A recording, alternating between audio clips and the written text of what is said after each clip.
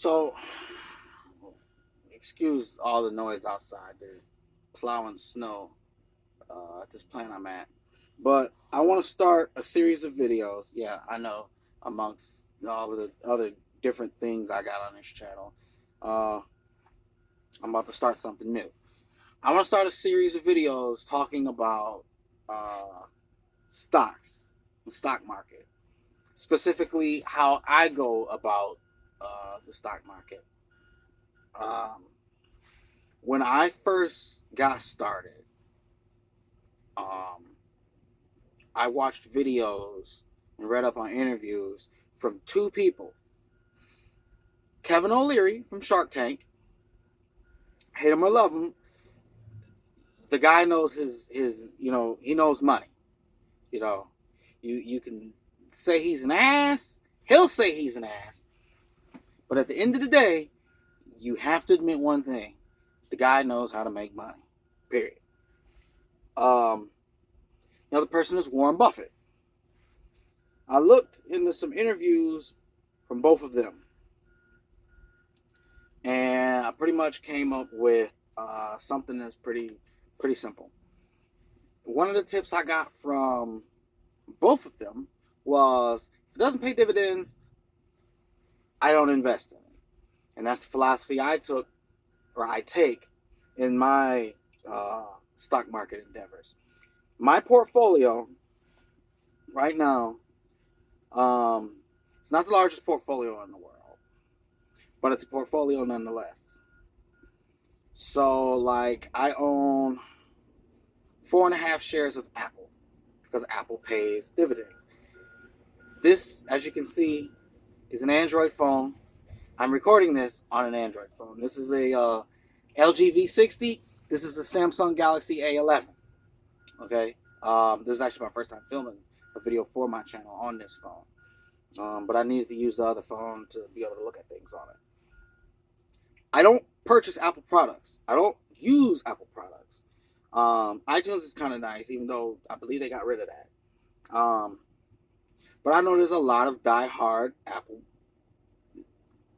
let's call them what they are, fanboys. There's a lot of Apple fanboys out there. So I know that as long as those people exist, they're going to keep buying Apple. So as long as they keep buying Apple, I'm going to keep buying Apple. But I'm never going to buy an Apple. So I know that the company is going to stay profitable. What are they worth? $2.1 trillion. Price per share, $123.31 as of right now. It's Friday, February 26, 2021. It's 11/16. Apple pays dividends. Thus, I buy shares of Apple. And we'll get into dividends and all of that either later on in this video or a different video. Bank of America is another company that I own shares in. I own 10 shares of Bank of America.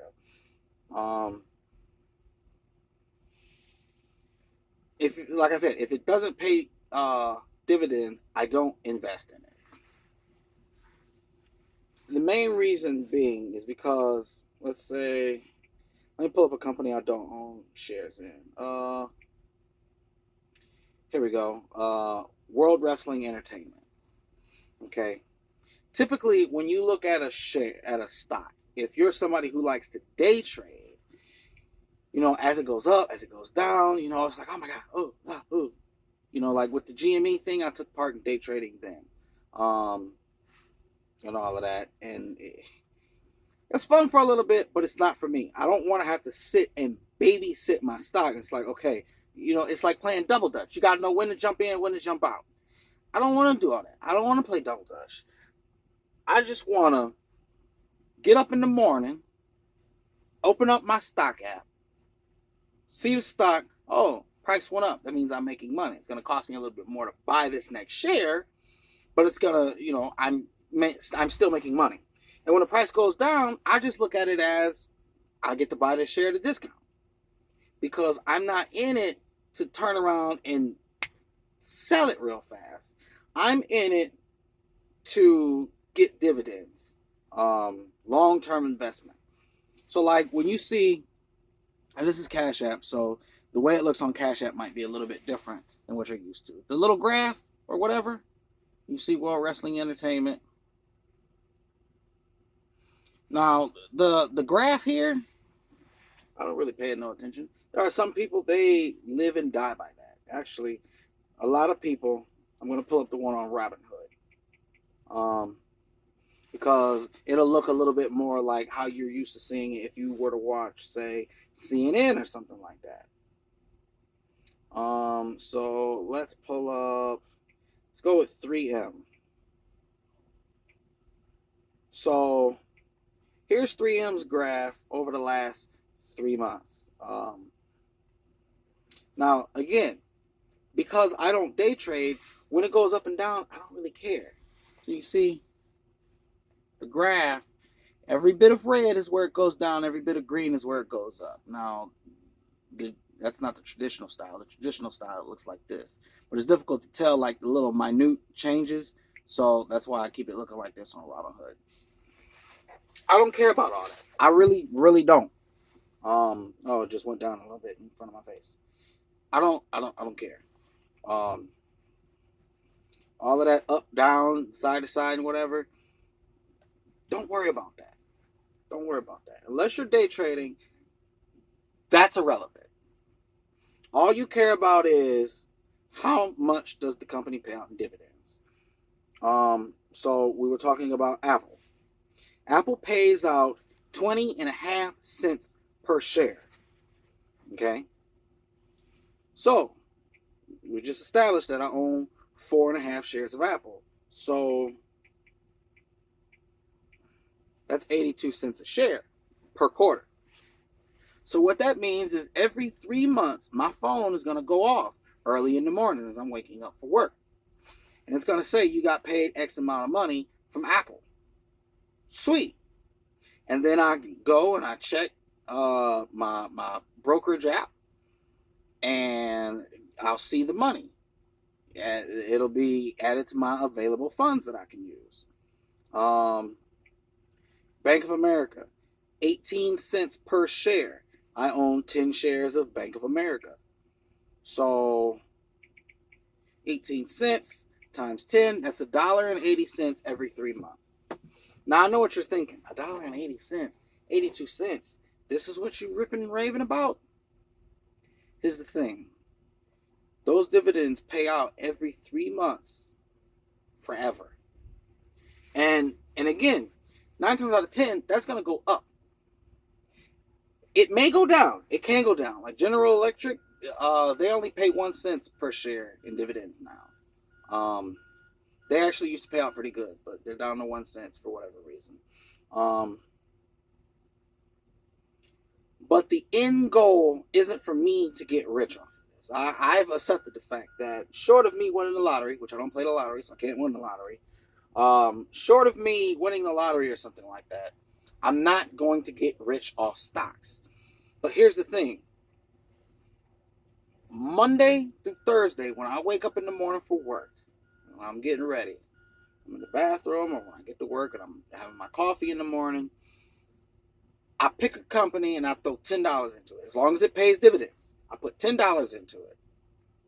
On Friday, I put $100 into it. Now, maybe you don't have the income that I do to do that, and you can't spare $140 every single week consistently to just put money into the stock market. Then don't do 10 and 100. Monday through Thursday, do $1. And then on Friday, do $10. Point is, it all adds up. And then when those dividends get paid, that $1.80, what I do with that $1.80, I keep half, I put the other half right back into Bank of America or a different company. Or I'll just leave it in there. Because when it goes back into my brokerage account will say, you got, $1.80 to spend, or $2 or whatever. Then come next Monday, or if the next day is Monday through Thursday, when I go to put my $10 into the that's $2 less coming out of my actual bank account going into my stocks. So I got to keep $2 extra for that day.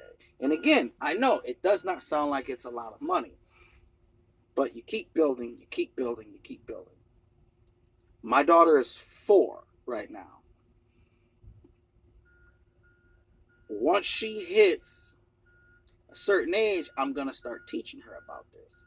Once she hits 16 or 18 or whatever, I'm going to start getting her to actually buy and sell her own stocks, more so buy, as well as gift her some of the shares of stocks that I own.